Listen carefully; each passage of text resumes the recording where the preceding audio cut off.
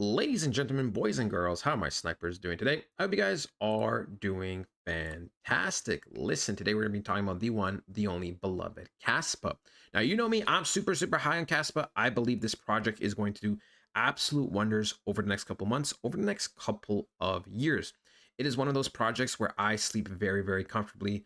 I sleep very comfortably knowing I hold this crypto, this project, just because I also know this crypto is a crypto that scales, right? We went from 1 BPS to 10 BPS. We're going to go to 100 BPS eventually, then 250 BPS. And that's just the BPS sector, right? We are breaking transaction records left and right. And things are just overall looking very good. Now, listen, we have another new update. This upgrade is going to change a lot of things. It's going to make a lot of things better. So we have DAC Knight plus V Progs. It will be implemented within the next 9 months. So a statement saying soon, I mean, sometimes when I say soon, it can mean a couple minutes, an hour, depending on the context, maybe a day or something. But 9 months saying the word soon, I mean, come on.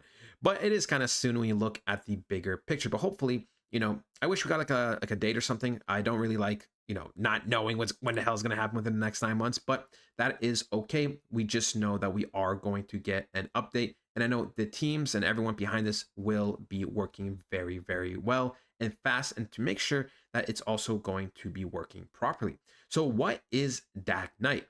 DAC Knight is a future upgrade for Kaspa. Its purpose is to improve the network's consensus and ordering of blocks so things happen faster, more reliably, and more scalable, right? And this is how you put it in simple terms. Imagine the network is now running pretty well, but blocks sometimes come in weird order or confirmations take longer under heavy load. DAC Knight aims to clean that up, making the ordering smoother and faster. So very nice, right? V Progs, right? VProg stands for verifiable programs, basically a new way to add programmability to the Kaspa network. Smart contract like logic, but designed to match Kaspa's architecture, speed, decentralization, and proof of work. In simple terms, right now, Kaspa is mostly used for sending the coin, settling value quickly. VProgs will allow more complex operation contracts, automated logic, maybe things like decentralized finance, data settlement, and automated workflows. Okay, so very nice, very huge.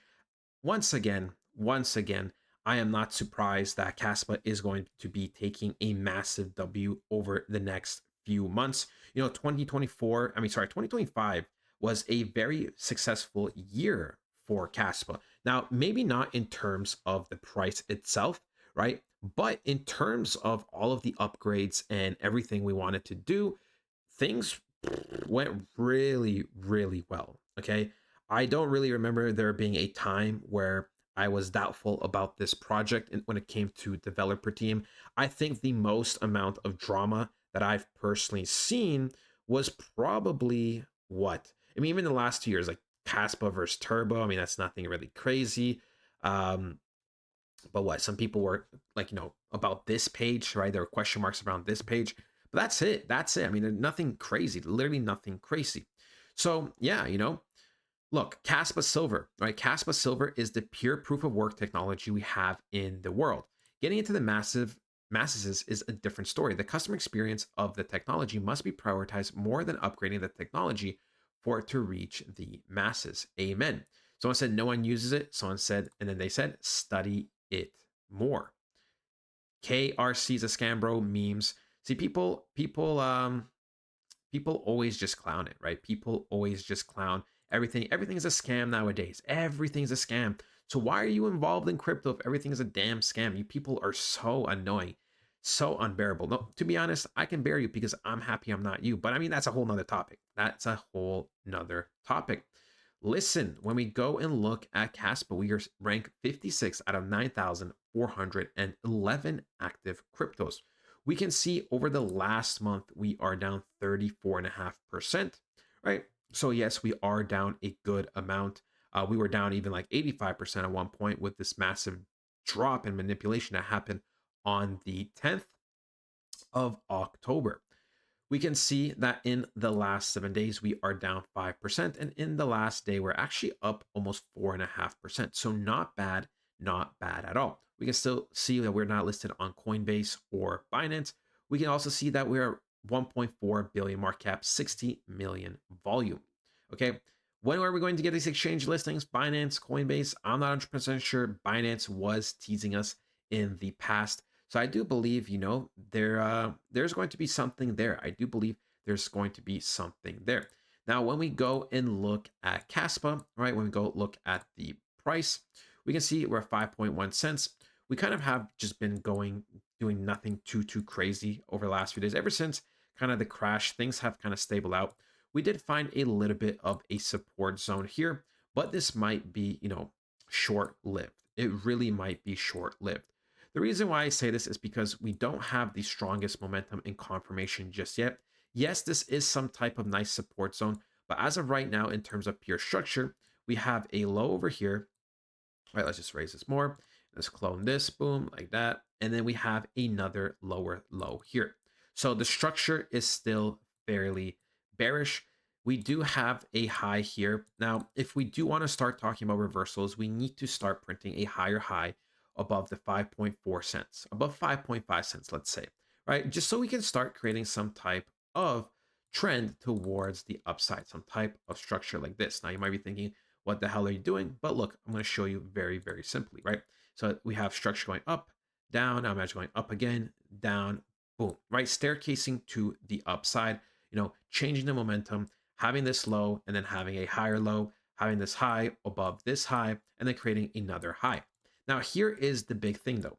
Within the given range, we really ultimately want to start closing above 6.5 cents. Because even when we go up, but we, let's just say hypothetically sell off this zone, then it won't really mean too much in the bigger picture. And we will start heading to the downside once again.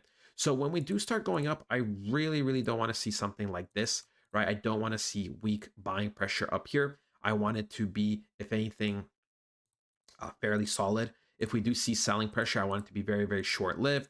And for us to kind of just chill around this area for a couple of, let's say, hours, couple of days. Because if that were the case, that means we're actually building a support on top of the 6 cent zone. And we are looking to go further up and up and up. Now, where do I still think Kaspa is going to end up this cycle? Where do I think Kaspa is going to end up overall? To be honest, I still think Kaspa should be hitting like a 30x from here on the low end. I do believe $1.50 is more than possible. Now, I get it. No one wants to hear these types of price predictions when things are low, but it doesn't mean we're not on track, right? It does not mean we're not on track for having an altcoin season. It doesn't mean we're not on track for having very, very nice, beautiful pumps set up for 2026. But that is it, ladies and gentlemen. I hope you guys did enjoy. I love you guys so much. Thank you for all the support, likes, and everything in the last recent videos. Ladies and gentlemen, I'll talk to you guys next time. Goodbye.